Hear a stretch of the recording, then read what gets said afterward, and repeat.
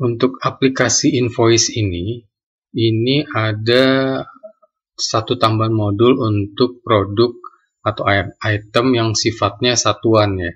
Jadi kalau tadi model 1 adalah produk umum, produknya artinya dasarnya adalah jumlah. Jadi dasarnya jumlah. Kalau ada produk 2 atau produk khusus yang dasarnya adalah serial number atau ada part numbernya. Jadi jumlahnya adalah satuan.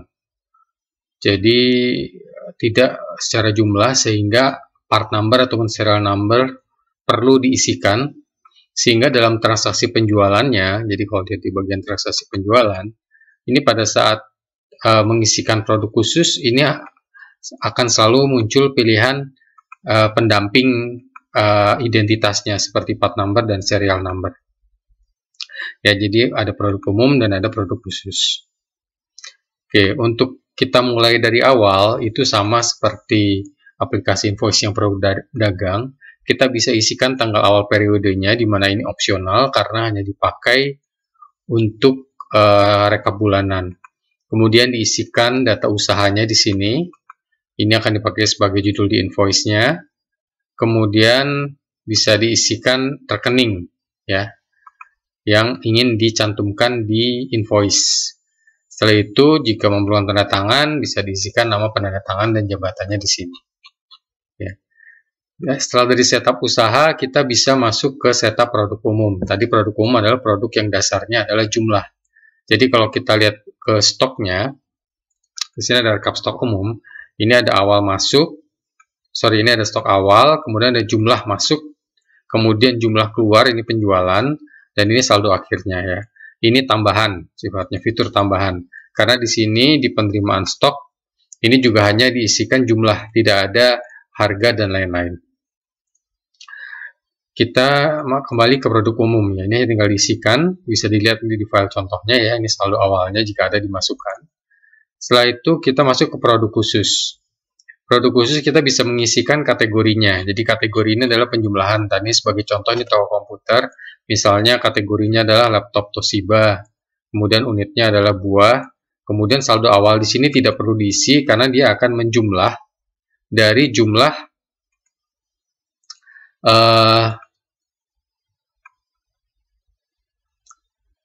produk yang ada di sini. Jadi di sini kita bisa milih terlebih dahulu kategori. Jadi setelah kita isikan kategori di sini, ini akan menjadi pilihan kategori di sini.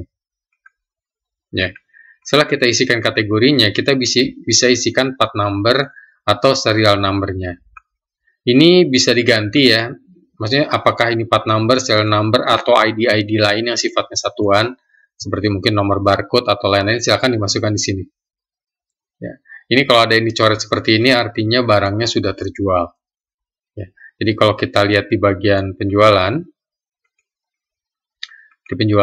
kalau ini dipilih, ini otomatis, ya. Jadi kalau ini dipilih,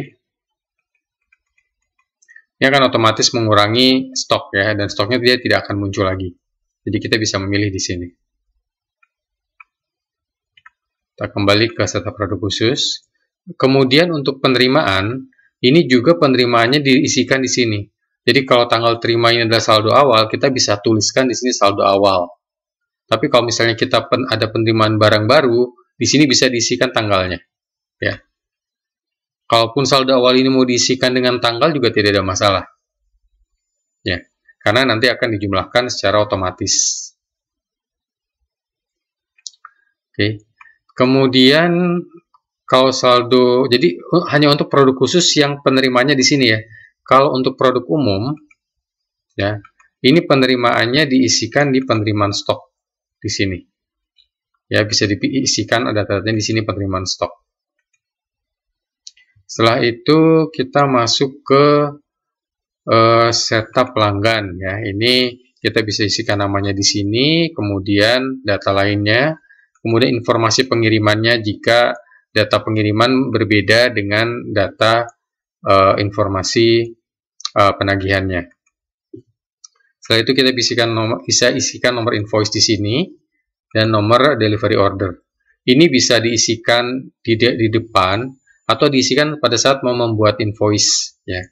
Tapi ini harus diisi karena ini akan dijadikan referensi di penjualan dan di invoice-nya. Jadi setelah setup ini selesai, kita bisa masuk ke transaksi penjualan. Di sini kita bisa isikan, jadi pertama adalah kita bisa isikan tanggal transaksinya terlebih dahulu. Jadi di sini mungkin bisa kosong seperti ini. Ya. Jadi kita isikan tanggal transaksinya, nama pelanggannya. Pada saat ditagihkan, ini saya kembalikan, pada saat ditagihkan, kita bisa isikan tanggalnya di sini. Pada saat ditagihkan. Kemudian diisikan nomor invoice-nya, ya ini nomor 11, kemudian nomor urut invoice. Nomor urut invoice ini pada dasarnya sama dengan nomor urut ini. Ya. Ini sama dengan nomor urut ini. Jadi kita kembali, jadi nomor invoice-nya sama, kemudian diisikan nomor urutnya. Ini nomor referensi jika ada, kemudian ini tanggal transaksinya.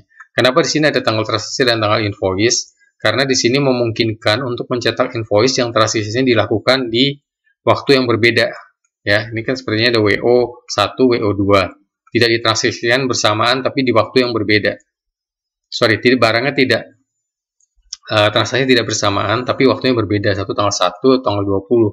Nah, semuanya ditagihkan di depan. Misalnya tanggal 1 gitu ya. Jadi ini memungkinkan kalau misalnya kita menggunakan invoice model 3 di sini. Jadi ada referensi, ada tanggal transaksi. Tanggal invoice tetap 1. Ya. Oke, kembali ke penjualan tadi. Ini nama pelanggan isikan di sini. Oke, jadi setelah nama pelanggan, kita bisa isikan data produk umumnya di sini. Kemudian diisikan jumlah unitnya berapa. Jadi produk umum dasarnya adalah jumlah, kemudian harga per unit. Setelah itu, kalau itu produk khusus, kita bisa isikan langsung, kita pilih ya di sini produk khususnya apa. Kemudian harga per unitnya karena asumsinya adalah selalu 1 unit. Setelah itu kita bisa isikan diskonnya jika ada, dalam bentuk persen atau rupiah. Nanti akan dihitung otomatis total diskonnya berapa, kemudian total setelah diskon. Perhatian ya, background yang diisi adalah warna putih ini, maksudnya background diisi manual. Kalau berwarna biru muda ini berisi rumus ya. Kemudian di sini bisa diisikan PPN. Kenapa di sini memang diisikannya terpisah dan manual? Karena ada rencana untuk PPN itu berubah. Ataupun ada yang memang tidak dikenakan PPN. Jadi di sini langsung bisa diisikan nilai PPN-nya sesuai produknya. Kemudian nanti PPN akan menghitung secara otomatis. Kemudian jatuh tempo. Ini misalnya jatuh tempo 5 hari. Ya. Nanti akan berjumlah secara otomatis di sini. Perhatikan bahwa memang di sini sengaja dikosongkan karena yang diambil adalah selalu yang di nomor urut invoice 1 sebagai referensi untuk tanggal jatuh temponya. Di sini dia memang menjumlahkan karena dia mengikuti tanggal. Jadi kalau di sini sebenarnya tanggal tidak harus diisi. Tapi kalau di sini ini harus diisi tanggalnya. Karena akan dipakai sebagai referensi untuk menjumlah dan merekap invoice. Setelah itu bisa diisikan rekeningnya, penanda tangan, tanggal pengiriman. Nah, ini yang di bagian di sini adalah kalau menggunakan format. Jadi kalau misalnya kita mau menggunakan invoice yang model sebentar. Jadi model 4 ya. Jadi di sini ada tanggal pengiriman, ada kurir, maka itu bisa diisi ya. Yang kolom tadi bisa diisi, termasuk alamat pengirimannya jika berbeda dengan yang sudah di-setup bisa diisikan di sini. Ya. Kemudian ini nomor pengeluaran barang jika diperlukan. Ini harga pokok kalau memang ingin ada perhitungan terhadap profitnya. Kalau tidak diisi, tidak masalah. Ya. Jadi tergantung invoice-nya dan tergantung mau menghitungnya bagaimana. Jadi mulai dari kolom AE ke belakang ini sifatnya sudah opsional. Ya. Oke, itu untuk penjualan. Jadi kalau penjualan sudah selesai, ini invoice bisa dipilih di sini. Ya, ada beberapa model. Ini model yang pendek ya. Jadi model yang setupnya adalah ini A5 kalau mau dicetak. Kemudian ada model yang panjang, sama juga tinggal dipilih di sini. Ya. Jadi ada beberapa model. Ini model yang rekap untuk beberapa tanggal transaksi yang berbeda. Ini kemudian yang kalau diperlukan informasi mengenai kurirnya. Ini kalau ingin dalam satu kolom, baik barang, produk umum, dan khususnya di sini dengan tampilan seperti ini. Jadi ini untuk warna, garis, dan lain-lain silahkan kalau ingin dimodifikasi sendiri ya. Karena pada prinsipnya ini tidak diproteksi, jadi kalau ingin modifikasi silahkan. Kemudian untuk pembayaran, ini yang biru, ini angkanya akan mengambil secara otomatis, sehingga bisa diisikan di sini untuk pembayarannya. Jika ingin mencetak faktur pajak, ini bisa diisikan nomor faktur pajak dan tanggal faktur pajak. Nanti bisa dilihat pada saat faktur pajaknya di sini. Ya. Oke, kembali lagi tadi ke pembayaran. Kemudian kalau ada down payment diisikan di sini. Kemudian pembayaran 1 dan pembayaran 2. Oke, kemudian untuk faktor pajak, ini faktor pajak tinggal memilih di nomor faktur ini. Nanti data-datanya akan muncul secara otomatis. Ya, sesuai yang kita isikan. Setelah itu, di surat jalan ini juga sama, kita hanya mengisi memilih kode surat jalannya, nomor DO-nya, nanti akan muncul secara otomatis datanya. Kemudian untuk penerimaan stok, ya ini penerimaan stok untuk produk umum. Kita yang mengisikan data produk umum, tanggal, nomor PO jika ada, kemudian nama produk umum dan jumlahnya. Ya, tidak ada harga di sini, karena asumsinya ini hanya untuk dipakai pembuatan invoice dan untuk melihat kondisi stok. Setelah itu ada rekap stok produk umum, ya ini masuk, ini awal, kemudian masuk, dan kemudian keluar. Sehingga ini dapat diketahui saldo akhir terhadap total ya, yang diisikan di aplikasi ini. Kemudian stok produk khusus, di sini terlihat, awalnya 5, kemudian masuk 3, outnya 2. Saldonya ada 6. Ini sebagai contoh ya. Hanya rekap sederhana untuk melihat kondisi stok. Kemudian ada rekap penjualan, ini juga untuk melihat penjualan. Ini HPP, tadi yang diisikan di penjualan, jika diisi, maka akan muncul profitnya di sini. Kalau tidak, ya akan dilihat aja jumlah penjualannya kira-kira totalnya adalah sekian. Setelah itu, ini rekap pembayaran berdasarkan invoice-nya. Jadi masing-masing invoice akan terlihat tanggal pembayaran dan sisa pembayarannya.